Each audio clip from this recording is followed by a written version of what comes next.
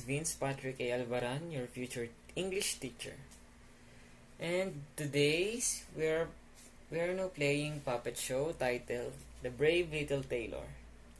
And I know some of you are familiar in this story, but we will play it again for those who are not. And by the way, after this storytelling, we will have an oral recitation. And this is the instruction. So listen. Among those lines or dialogues that you heard in the story, write it down, the dialogue or words that use adverb words, and so on. One summer's morning, a little tailor was sitting on a stable by the window. He was in good spirits and sewed with all his might. Then came a peasant woman down the street crying, "Good job, Steve! Good job, Steve!" This rang pleasantly in the tailor's ears. He stretched his delicate head out of the window and called, "Come up here, dear woman. Here you will get rid of your goods."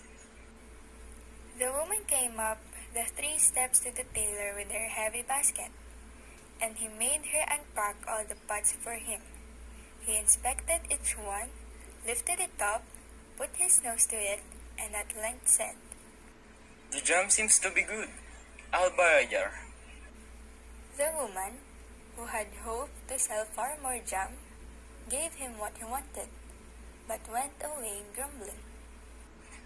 "Now, this jam shall be blessed by God, and give me health and strength," cried the little tailor. So he brought the bread out of the cupboard, cut himself a piece right across the loaf, and spread the jam over it.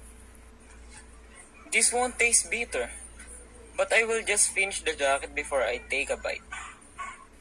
He laid the bread near him, sewed on, and in his joy, made bigger and bigger stitches. In the meantime, the smell of the sweet jam rose to where the flies were sitting in great numbers, and they were attracted and descended on his hose. "Hey, who invited you?" said the little tailor, and drove the unbidden guest away. The flies, however, understood no German, and came back again in ever-increasing companies. The little tailor at last lost all patience, and drew a piece of cloth from the hole under his work table, and saying, "Wait, and I will give it to you," struck it mercilessly on them. When he drew it away and counted, there lay before him no fewer than 7 flies, dead and with legs stretched out. The tailor looked at the flies that he had killed, and could not help admiring his own bravery. "The whole town shall know of this." The little tailor hastened to cut himself a belt, stitched it, and embroidered on it in large letters, 7 dead at one stroke? What? The town? The whole world shall hear of it." he exclaimed, and his heart wagged with joy like a lamb's tail. The tailor put on the girdle, and resolved to go forth into the world, because he thought his workshop was too small for his valor. Before he went away, he looked around the house to see if there was anything which he could take with him. However, he found nothing but an old cheese, and that he put in his pocket. In front of the door he observed a bird which had caught itself in the thicket. It had to go into his pocket with the cheese. Now he took to the road boldly, and as he was light and nimble, he felt no tiredness. The road led him up a mountain, and when he had reached the highest point of it, there sat a powerful giant looking peacefully about him. The little tailor went bravely up, spoke to him, and said, "Good day, comrade. You are sitting there overlooking the widespread world.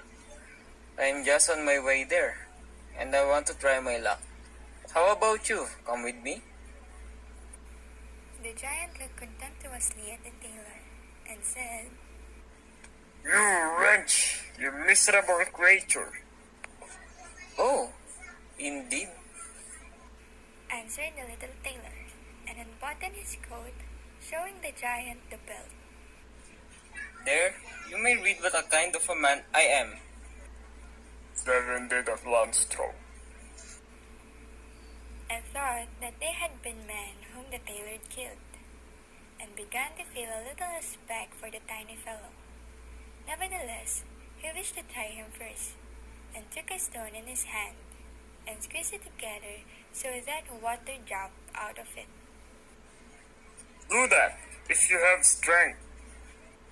Is that all? That is child's play.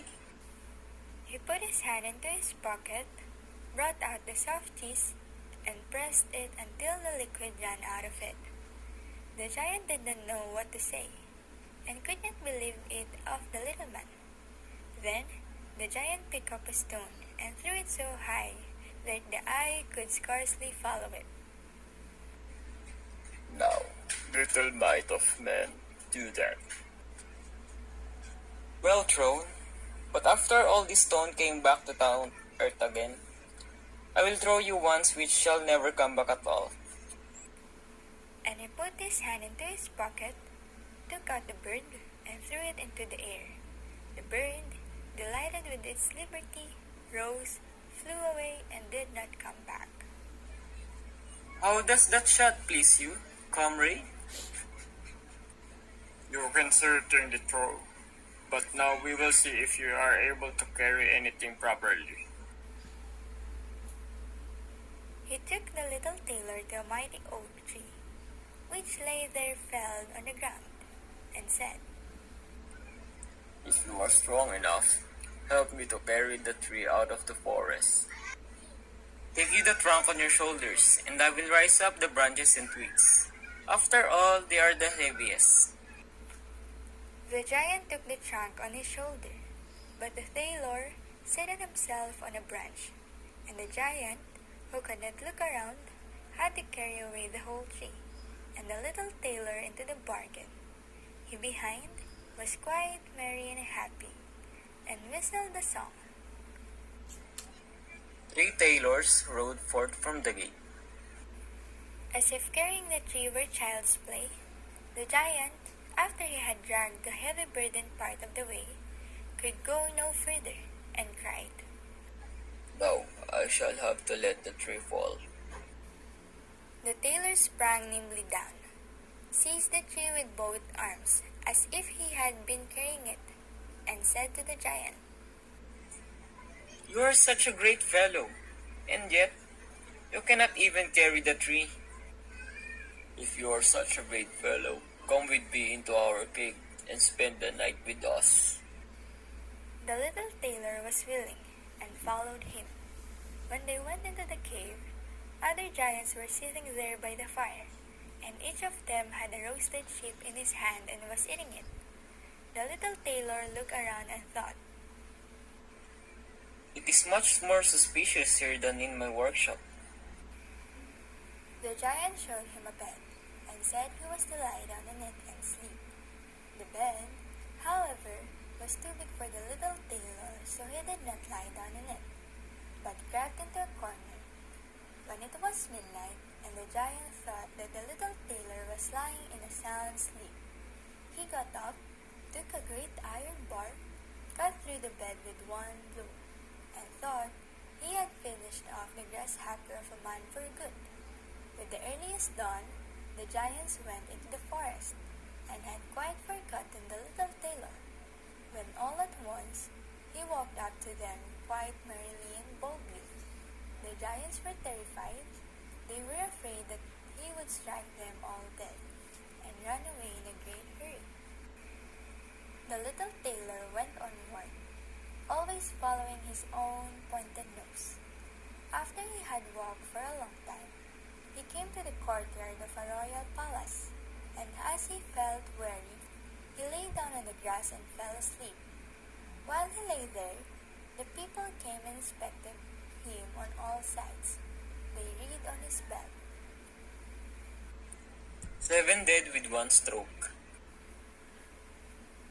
Ah, they said, what does the great warrior want here in the midst of peace?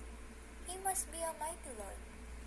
Soon, the tailor was brought before the king, who had a request to make of him. In the forest roams a magical horse with one horn, a unicorn, which does great harm attacking people all around.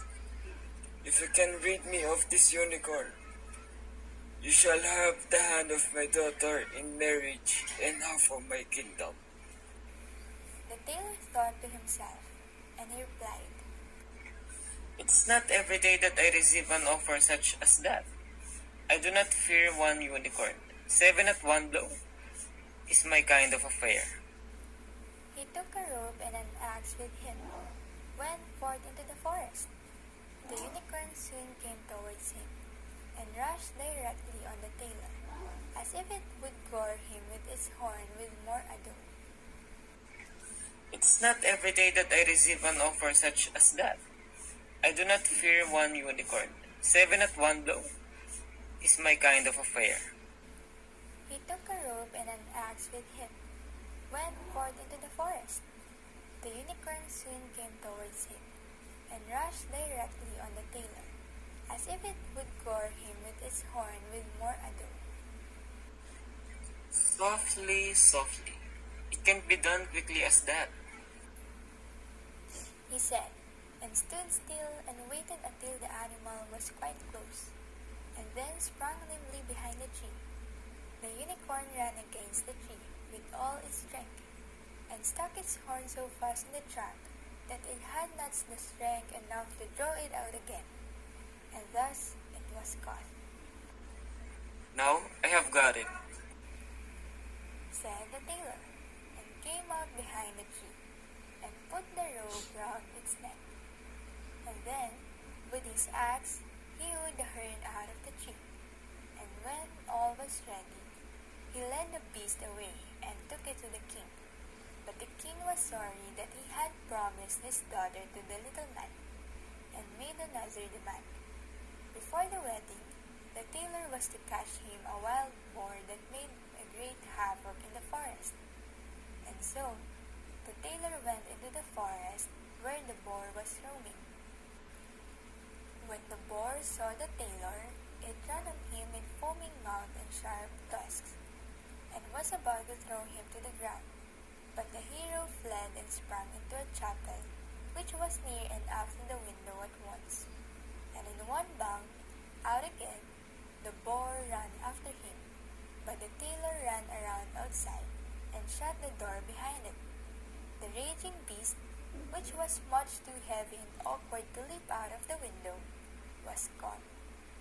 The hero went to the king, who was now, whether he liked it or not, obliged to keep his promise, and gave his daughter and the half of his kingdom. The wedding was held with great magnificence and small joy, and out of the tailor a king was made. After some time, the young queen heard her husband say in his dreams at night, Boy, make me the jacket and patch the trousers. The next morning, he complained of her wrongs to her father, and begged him to help her get rid of her husband, who was nothing else but a tailor. The king comforted her and said, Leave your bedroom door open this night, and my servant shall stand outside. And when he has fallen asleep, shall go in, bind him, and take him on board a ship which shall carry him into the wide world. The woman was satisfied with this, but the king's armor-bearer, who had heard all, was friendly with the young lord, and informed him of the whole plot. I will put a screw into that business. At night he went to bed with his wife at the usual time, and when she thought that he had fallen asleep, she got up, opened the door, and then lay down again. The little tailor, who was only pretending to be asleep, began to cry out in a clear voice, Boy, make me the jacket and patch the trousers. I smote 7 at one blow. I killed 2 giants. I browsed away 1 unicorn and caught a wild boar. And am I to fear those who are standing outside the room? When these men heard the tailor speaking thus, they were overcome by a great fear, and ran as if the wild huntsman were behind them, and none of them would venture anything further against him. So the little tailor remained a king to the end of his life. And that was the tale of the brave little. And now I will call somebody who wants to recite. Then raise your hand. Then Kevin. Take you the trunk on your shoulders, and I will raise up the branches and twigs. After all, they are the heaviest. The adverb word is Okay, another one. Brian. Now, this jam shall be blessed by God, and give me health and strength. The adverb word is now. Okay, and last one. Who wants? Last one. Ken? Okay. There may you read what kind of a man I am. The adverb word is there. Good. That's very good. Thank you for watching this video, and I hope you like it. And that's all. Thank you.